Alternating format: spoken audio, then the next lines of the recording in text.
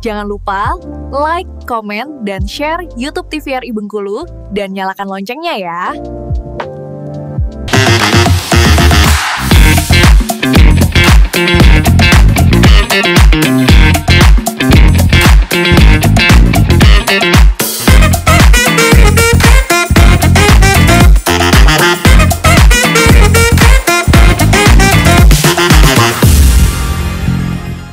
Obrolan pas di sini kita lanjutkan kembali pemirsa ini, dan jangan lupa nih untuk bisa subscribe sekarang juga YouTube channel TVRI Bengkulu biar bisa nonton pastinya obrolan pas di sini dan juga semua program-program yang ada di TVRI Bengkulu.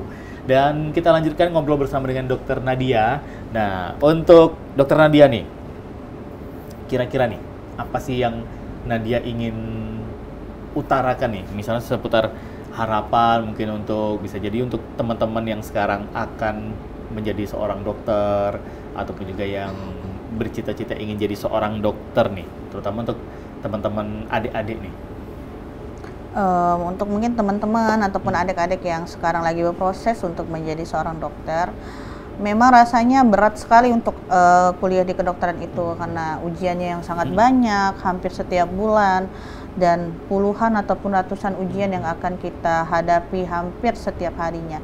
Tetapi percayalah, profesi kita ini adalah profesi mulia karena profesi yang dengan terima kasih pun bisa dibayar sebenarnya. Tetapi banyak sekali kenikmatan ataupun hal-hal yang sangat kita syukuri nanti ketika kita bekerja yang kita dapatkan dari masyarakat. Pokoknya tetap semangat untuk kuliahnya, karena kalau misalnya mau cari uang untuk menjadi dokter itu sulit.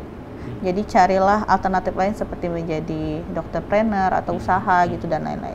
Tapi ketika berpraktek di Kota Bengkulu terutama ataupun dimanapun, kalau untuk mencari materi sepertinya cukup sulit kalau di Bengkulu.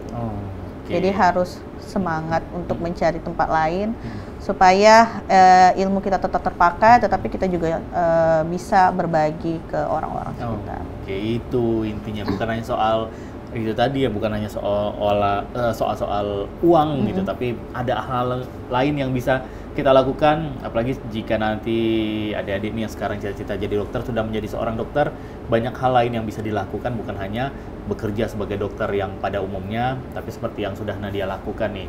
Dan sepanjang perjalanan Nadia sudah terjun ke masyarakat, terutama ke desa-desa terpencil, setelah melihat bagaimana saudara-saudara kita yang ada di desa terpencil, mulai dari pelayanan kesehatan mereka, terus juga kondisi kesehatan masyarakat setempat nih, apa yang ingin Nadia sampaikan? Terutama juga ini akan juga jadi mungkin juga masukan untuk pemerintah atau juga untuk masyarakat di desa sekitar, seperti misalnya jaga kesehatan atau juga untuk saran-saran bagi pemerintah nih, Nat. Sebenarnya saya meyakini sekali kalau untuk puskesmas yang bertanggung jawab terhadap desa tersebut sudah memberikan pelayanan yang sangat-sangat maksimal. Tetapi balik lagi kepada akses jalannya, mereka sampai menempuh perjalanannya cukup jauh. Terus mungkin dari pemerintah bisa sedikit-sedikit untuk memperbaiki jalan-jalan, karena memang akses jalan itu terpenting baik dari segi pendidikan maupun kesehatan. Karena terkadang ada ibu hamil yang harus sampai lahiran, Bang pernah cerita ibu hamil itu sampai lahiran di jalan, atau ibu hamil itu ketika lagi hamil gede mau ngurus sesuatu di kota harus pakai motor, berjalan cukup jauh di sana untuk menuju kota. Itu banyak sekali kejadian yang mungkin kita tidak terdengar ataupun tidak terlihat dari kita. Mungkin balik lagi akses jalan. Ketika akses jalan baik, rasanya pendistribusian baik pun obat, pendidikan maupun dari tenaga kesehatan itu akan sangat-sangat lancar. Jadi itu yang paling penting ya, akses jalan terutama. Mau apapun itu nanti mungkin kebutuhan masyarakat yang entah itu kesehatan, terus juga pelayanan pendidikan dan lain-lainnya, yang penting adalah jalannya. Kalau jalannya sudah mulus, sudah layak untuk dilewati, ya masyarakat setempat juga pasti akan hidupnya juga akan lebih baik lagi gitu kan ya. Nah sekarang kan Nadia juga sudah menjadi seorang dokter nih, dokter umum. Nah kedepannya Nat, sudah ada belum Nat plan nih untuk sudah ada yang diincar nih untuk mengambil spesialis misalnya?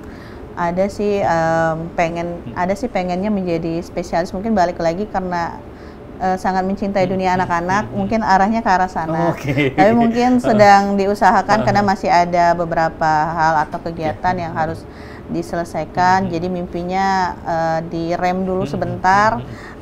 Semoga nggak batas usianya nanti ya. Nah kan kalau ngambil spesialis kan ada batas usia nih di 35. Itu usia paling maksimal. Iya, Kalau sudah 36 nggak bisa lagi gitu berarti. Biasanya ada jurusan-jurusan tertentu atau kampus-kampus tertentu itu ada yang bisa di 35 ke atas atau dengan status-status kayak PNS gitu-gitu dia bisa di atas 35. Tapi kalau misalnya kita dari umum itu rata-rata di usia 35. Jadi semoga dalam jangka waktu 5 tahun ini dapat mencapai mimpi tersebut. Amin. Kita doakan yuk pemirsa Opini bersama-sama biar Nadia nanti terwujud nih cita-cita selanjutnya nih, yaitu menjadi seorang spesialis anak karena juga mencintai anak-anak, terus juga sering terjun ke masyarakat, ketemu sama anak-anak juga, dan itulah yang akan dikejar Nadia berikutnya nih. Dan Nadia, terima kasih banyak Nadia sudah ngobrol-ngobrol di hari ini di Opini, dan juga sukses terus untuk Nadia. Amin. Dan juga pastinya juga terima kasih banyak nih sudah berbuat banyak untuk masyarakat, terutama masyarakat yang ada di desa-desa yang memang benar-benar membutuhkan sosok-sosok seperti Nadia, dan juga mudah-mudahan nih akan banyak lagi, bertambah lagi dokter Nadia lainnya nih. Amin. Untuk mengabdi, untuk berbuat demi masyarakat banyak yang membutuhkan. Dan pemirsa Opini, itu saja obrolan kita di hari ini, di episode kali ini bersama dengan Dr. Nadia, dan mudah-mudahan bisa menginspirasi untuk kita semua. Dan akhir kata saya Iqbal Fatma mengucapkan terima kasih. Jangan lupa nonton terus Opini, obrolan pas di sini hanya di TVRI Bengkulu. Wassalamualaikum warahmatullahi wabarakatuh. Sampai jumpa.